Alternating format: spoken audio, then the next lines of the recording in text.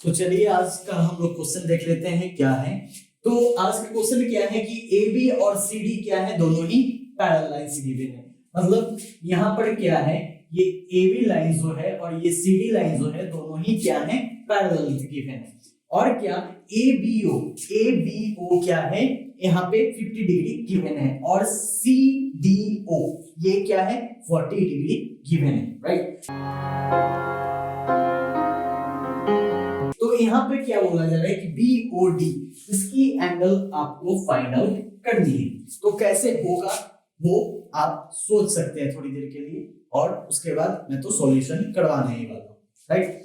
तो यहाँ पे क्या करने वाले हैं हम लोग वो देख लीजिए आप लोग पहले, कि हम लोग पहले क्या करेंगे कि ये दोनों तो पैरेलल लाइंस हैं ही, AB और CD दोनों ही क्या है पैरेलल लाइंस हैं, लेकिन इस को हम लोग लाने के लिए, इस एंगल को लाने के लिए हम लोग क्या करने वाले हैं, यहाँ पर सिंपली एक पैरेलल लाइन ड्रॉ करने वाले हैं which is also a dotted line which is parallel to both AB and CD। मतलब क्या, हम लोग ऐसा लाइन एक ड्रॉ करने वाले हैं, मान लो कि यहाँ पे हम लोग E इसको नाम दे दें और EO एक पैरेलल लाइन ऐसे ड्रॉ करें। कंस्ट्रक्शन में आप लोग लिख लेंगे इसे, कंस्ट्रक्शन में आप लोग इसे लिखेंगे कि EO is drawn such that it is parallel to both AB and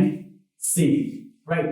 तो इस तरीके से EO को ड्रॉ किया गया है कि ये क्या है, AB और CD दोनों ही के क्या है पैरेलल है, राइट। तो हम लोग इस पैरेलल लाइंस की प्रॉपर्टी से हम लोग क्या प्रूव कर सकते हैं कि यहाँ पे जो एंगल ABO बना रहा है, angle ABO plus angle EOB, angle EOB ये दोनों ही क्या हो जाएंगे 180 डिग्री के इक्वल हो जाएंगे। ये दोनों ही क्या हो जाएंगे 180 डिग्री के इक्वल हो जाएंगे सिंपली, ठीक है। तो यहाँ पे हम लोगों ने क्या किया कि ABO की वैल्यू हमें पता है, तो ABO की वैल्यू हमें पता है, तो हम लोगों ने यहाँ पे इसकी वैल्यू पुट कर दी। और क्या, यहाँ पर EOB यहाँ पे है, तो EOB की वैल्यू हमें निकालनी है, राइट। और ये किसके इक्वल हो जाएगा 180 डिग्री के इक्वल हो जाने वाला है, राइट। तो एंगल EOB की वैल्यू यहां से हम लोगों ने निकाल लिया, कितना 130 डिग्री, राइट। सिंपल था। उसी तरह हम लोगों को क्या निकालना है, सिमिलरली EO और CD दोनों ही पैरेलल लाइंस हैं, तो यहां पे क्या होगा, angle CDO plus angle EOD, obviously EOD दोनों ही क्या हो जाएंगे सम 180 डिग्री हो जाने वाला है। तो यहाँ पे क्या हो जाएगा, CDO की वैल्यू कितनी है 40 डिग्री है, प्लस एंगल EOD की वैल्यू क्या हो गई, ये निकालनी है हमें, EOD की वैल्यू क्या है निकालनी है, which is equal to what 180 degree. तो यहां से EOD की वैल्यू कितनी आ गई, सिंपली 140 डिग्री आ गई, राइट। तो यहां से हम लोगों ने क्या निकाला, EOB और EOD की वैल्यू क्या आ गई 140 डिग्री आ गई, और इसका 130 डिग्री आ गई, राइट। तो अब हम लोग जानते हैं कि एक पॉइंट के चारों ओर की जो एंगल होती है कितनी होती है 360 डिग्री होती है। तो हम लोग इसको निकालने के लिए, BOD को निकालने के लिए हम लोग देयरफॉर क्या कर सकते हैं, BOD equal to 360 degree minus angle EOB plus angle EOD लिख सकते हैं, राइट। तो यहां पे क्या है 360 माइनस क्या हो जाएगा 130 degree plus 140 degree, which is equal to what 360 degree minus यहां पे कितना होगा 072 ऐसा कुछ हम लोग लिख सकते हैं इसे ऐड करके। उसके बाद इससे माइनस कर दोगे आप तो कितना आएगा, 16 से 7 गया तो 9, राइट। और यहाँ पे क्या हो गया, 2 से 2 कैंसिल हो गया, मतलब ये क्या आ गया 90 डिग्री, आपका आंसर आ गया बी और डी। सिंपल था, ठीक है। एक तो ये तरीका हो गया, आप लोग देख लो, ये फर्स्ट मेथड आप ये बोल सकते हो, मेथड नंबर फर्स्ट। इस तरीके से आप लॉन्ग प्रोसेस से कर सकते हो। अब आइए हम लोग शॉर्ट प्रोसेस से भी इसे देखते हैं कैसे हो, राइट। तो सेकेंड मेथड से हम लोग यदि करना चाहें, इसे सेकेंड मेथड से यदि हम लोग इसे करना चाहें तो किस तरीके से कर सकते हैं, ये तो कंस्ट्रक्शन करना ही पड़ेगा, चाहे आप फर्स्ट मेथड कर रहे हो या सेकेंड मेथड कर रहे हो। तो इसमें सिंपली हम लोग क्या ध्यान देने वाले हैं, यहाँ पे क्या है, angle A B O, angle A B O किसके इक्वल हो जाएगा, यहाँ पे यदि हम लोग मान ले एक पॉइंट यहाँ पे जी हम लोगों ने ले लिया, ठीक है। तो ये जो पैरेलल लाइन है ईओ, ये कहां तक प्रोड्यूस्ड हो रहा है, जी तक प्रोड्यूस हो रहा है।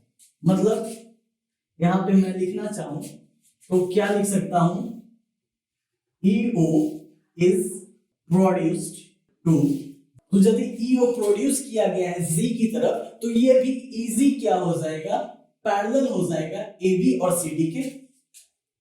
देयरफॉर हम लोग क्या लिख सकते हैं यहाँ पर, EZ also parallel to AB and CD, ठीक है। ये तो हम लोग लिख सकते हैं सिंपली, ठीक। अब क्या यहां से हम लोग क्या लिख सकते हैं, ABO, ABO किसके इक्वल हो जाएगा, BOZ, एंगल BOZ क्यों हो जाएगा, क्योंकि ये दोनों क्या हो गए, अल्टरनेट एंगल्स हो गए। अल्टरनेट एंगल्स हमेशा क्या होंगे, इक्वल होंगे, ठीक है, क्योंकि पैरेलल लाइंस, ठीक है। अल्टरनेट एंगल के कारण क्या हो गए, ये दोनों इक्वल हो जाएंगे। तो यहां से हम लोगों ने क्या देखा कि ए बीओ की वैल्यू कितनी है 58, तो बीओजी की भी वैल्यू क्या हो जाएगी 50 डिग्री हो जाएगी। सिंपल सा, कोई दिक्कत। अब क्या हम लोग को निकालनी है सेकंड में, सेकंड पार्ट में हम लोग क्या करने वाले हैं, अब हम लोग क्या एंगल निकालने वाले हैं, जीओडी, ठीक है। जीओडी की एंगल हम लोग कैसे फाइंड आउट करेंगे, आइए देखते हैं।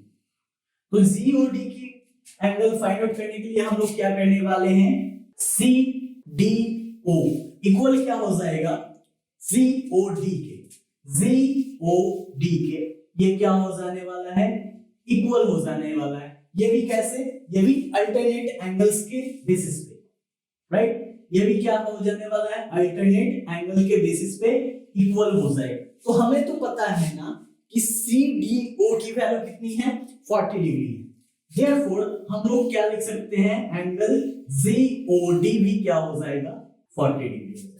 सिंपल था, राइट। अब हम लोग को क्या निकालना था, BOD।